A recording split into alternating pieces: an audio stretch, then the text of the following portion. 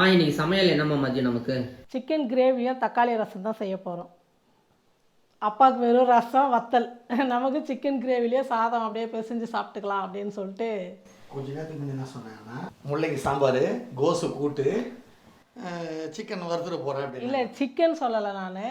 சாம்பார் பொரியல் எல்லாம் கூட்டு செய்யலாம் தான் எல்லா காயெல்லாம் எடுத்து வச்சுருந்தா, அதுக்குள்ளே நீ சிக்கன் வாங்கிட்டு வந்துட்டியா.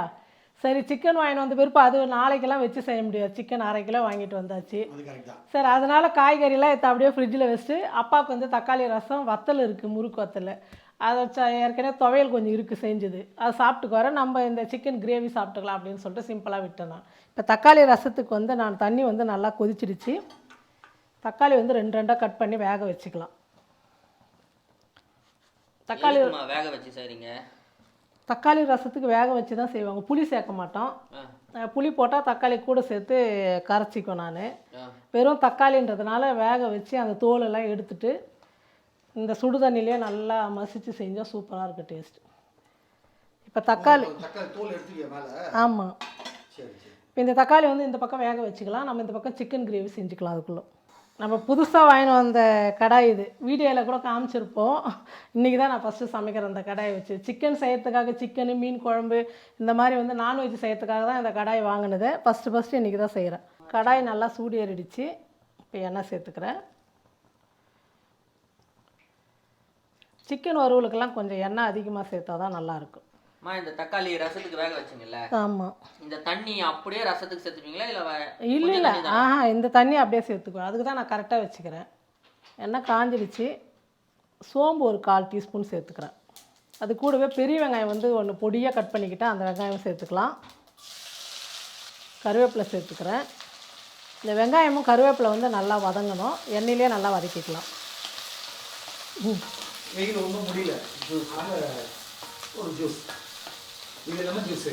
ரெண்டாவது உங்களுக்கு நீங்கள் வந்தால் குறிப்பாக சொல்லி இது போட்டு வச்சுருக்காங்க, நன்னாரியா மாதுளம்பழம் ஜூஸ் போட்டு வச்சுருக்காங்க. நாங்கள் அப்படி நார்மலாக குடிச்சிட்டோம்.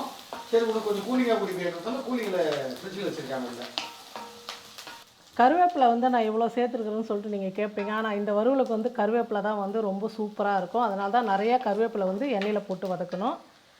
ஒரு தக்காளி பொடியாக கட் பண்ணிக்கிட்டேன், அந்த தக்காளி சேர்த்துக்கிறேன்.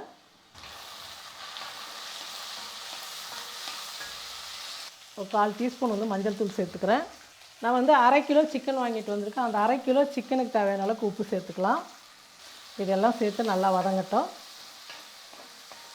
தக்காளியும் ஒரு பக்கம் வெந்துடுச்சுடா, இது வதங்கிறதுக்குள்ளே நம்ம அதை பண்ணிக்கலாம். தக்காளியும் நல்லா வெந்துடுச்சு. இப்போ ஸ்டவ் ஆஃப் பண்ணிட்டு இறக்கி வச்சிடலாம். நல்லா சூடு ஆறட்டும்னு சொல்லிட்டு நம்ம கரைச்சிக்கலாம். தக்காளி எல்லாம் நல்லா வதங்கிடுச்சு. இப்போ சிக்கன் போட்டுக்கலாம். 1/2 கிலோ சிக்கன் வாங்கிட்டு நல்லா கழுவி சுத்தம் பண்ணி எடுத்துக்கிட்டால், தண்ணி இல்லாமல் வடிகட்டிக்கிட்டேன். இந்த சிக்கன் சேர்த்துக்கலாம். சிக்கன் சேர்த்ததுக்கப்புறம் தண்ணி நல்லா விடும் சிக்கனில். அந்த சிக்கன்லேருந்து வர தண்ணி எல்லாமே நல்லா ட்ரை ஆகிடணும். அது வரைக்கும் நம்ம நல்லா வதக்கணும். அந்த தண்ணியோடவே நம்ம மசாலாலாம் போட்டு சமைச்சா சிக்கனோட ஸ்மெல்லு அப்படியே இருக்கும். அந்த விடுற தண்ணியெல்லாம் நல்லா இழுத்துட்டு நம்ம சமைக்கும் போது சிக்கன் நல்லாயிருக்கும். நல்லா கலந்து விட்டுட்டு ஒரு மூடி போட்டு மூடிடலாம். ஸ்டவ் கம்மி வச்சுட்டு சிக்கன் நல்லா வேகட்டும். இப்போ நம்ம இந்த சிக்கனுக்கு மசாலாலாம் அரைச்சிக்கலாம். ஒரு 2 பீஸ் தேங்காய் எடுத்து துருவி எடுத்துக்கிட்டேன். ஒரு 10 பல் பூண்டு, சின்னதாக ஒரு இன்ச்சு இருக்கும் இஞ்சி, அதை பொடியாக கட் பண்ணிக்கிட்டேன். ஒரு துண்டு பட்டையை சின்ன சின்னதாக உடச்சி எடுத்துக்கிட்டேன். ஒரு 1/2 டீஸ்பூன் கம்மியாக இருக்கும் சோம்பு, 1/4 டீஸ்பூன் கசகசா, லவங்கம் ஒரு 4. ஏன்னா நம்ம 1/2 கிலோ சிக்கன்ன்றதுனால தேவையான அளவுக்கு எடுத்துக்கிட்டால் போதும். இதெல்லாம் மிக்ஸி கப்பில் போட்டு நைஸாக அரைச்சி எடுத்துக்கலாம்.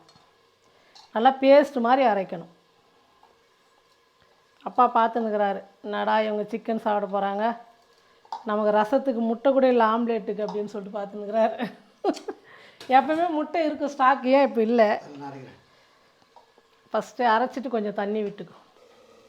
போதும் நைஸாக அரைஞ்சிடுச்சு. சார், சிக்கனில் தண்ணியே இல்லாமல் வந்தது, எவ்வளோ தண்ணி வந்தது சார்.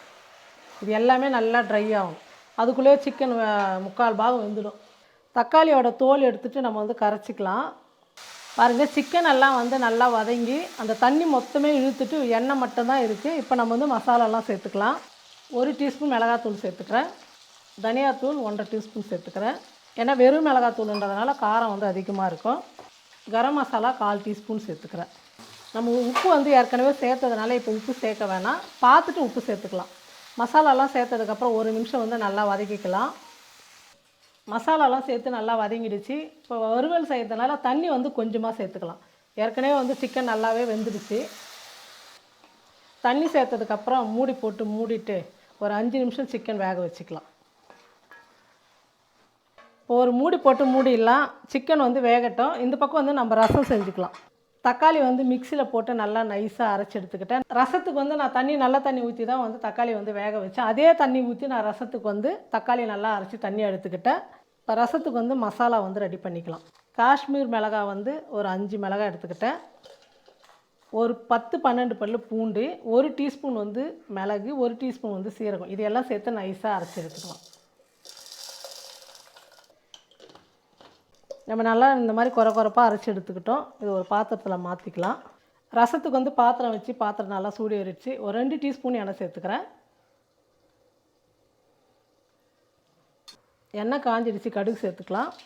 ஒரு வரமிளகா வந்து சின்ன சின்னதாக கட் பண்ணிக்கிட்டேன். கருவேப்பிலை இதிலே சேர்த்துக்கலாம். மிளகு சீரகம் மிளகாலாம் அரைச்சோம் இல்லையா, அந்த விழுதும் சேர்த்துக்கலாம். மிளகு சீரகம் வரமிளகாலாம் வந்து எண்ணெயில் வந்து நல்லா வறுத்துக்கலாம். ரசத்துக்கு மெயின் ஆள் வந்து பெருங்காயத்தூள், இந்த பெருங்காயத்தூள் சேர்த்துக்கலாம். எல்லாம் சேர்த்து எண்ணெயில் வந்து கொஞ்சம் நேரம் வதக்கிட்டு நம்ம அரைச்ச தக்காளி வந்து சேர்த்துக்கலாம். ரொம்ப ஈஸி. இந்த தக்காளி ரசம் வந்து தக்காளி வேக வைக்கிறோம், மிக்சியில் போட்டு அரைக்கிறோம், தாளிச்சுட்டா ரசம் முடிஞ்சு போச்சு. ரொம்ப சிம்பிளான ரசம்.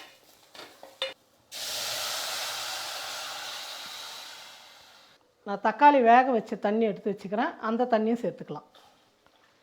புளிப்பு பார்த்துட்டு சேர்த்துங்க. நம்ம வந்து புளி சேர்க்கலை இந்த ரசத்துக்கு, தக்காளி ரசத்துக்கு.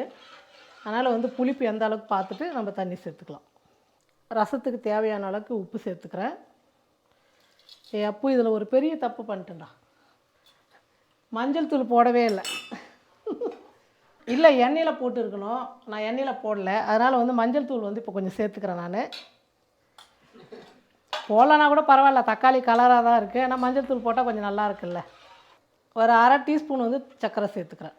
இந்த ரசம் வந்து நம்ம கொதிக்க வைக்காமல் நுர வர அளவுக்குலாம் இல்லை, நல்லா ரசம் வந்து நல்லா கொதிக்கட்டும். சிக்கன் நல்லா வெந்து நல்லா ட்ரை ஆகிடுச்சு, சூப்பராக வறுவல் மாதிரி ஆகிடுச்சு. இந்த அரைச்ச மசாலா வந்து சேர்த்துக்கலாம்.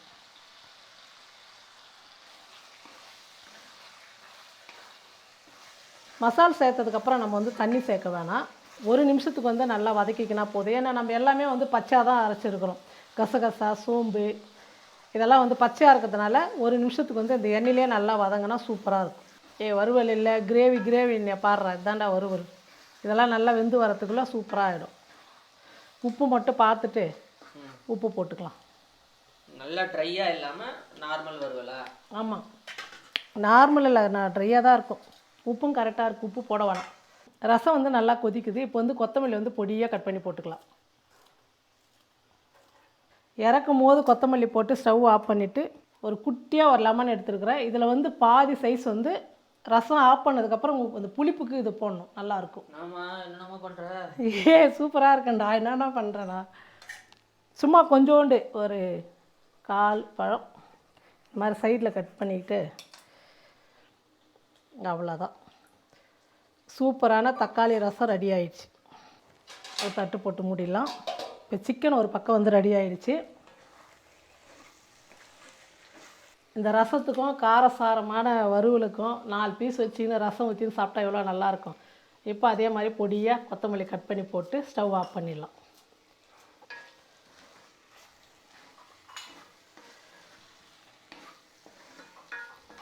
சிக்கன் வறுவல் ரெடி ஆகிடுச்சு. இப்போ ஸ்டவ் ஆஃப் பண்ணிடலாம். சாதம் வெடிச்சாச்சு, சிக்கன் வந்து வறுவல் செஞ்சாச்சு, தக்காளி ரசம் செஞ்சாச்சு. இன்றைக்கி வந்து சூப்பரான ஒரு சிம்பிளான லஞ்சு மத்தியானம். ஆனால் மத்தியானம்லேயே இது 3 மணி ஆகிடுச்சு. இன்றைக்கி வந்து இவ்வளோதான் நம்ம வீட்டில் சமையல். உனக்கு ரசம் வத்தல் பொரிச்சு கொடுத்துறேன், ஊறுகாய்க்கு எது ஒன்றுமா சாப்பிட்டுக்கலாம்ப்பா. வத்தல் வேண்டாம், ஊறுகாவே போதுமா? அவ்வளோதான், நம்ம வீட்டில் இன்றைக்கி இது முடிஞ்சாச்சு. நீங்களும் உங்கள் வீட்டில் இந்த மாதிரி வந்து சிம்பிளாக தக்காளி ரசம் சிக்கன் வறுவல் செஞ்சுட்டு எப்படி இருக்குன்னு சொல்லிட்டு மறக்காமல் மலரம்மா சமையல் வந்து கமெண்ட் பண்ணுங்கள், ஷேர் பண்ணுங்கள். நன்றி, வணக்கம்.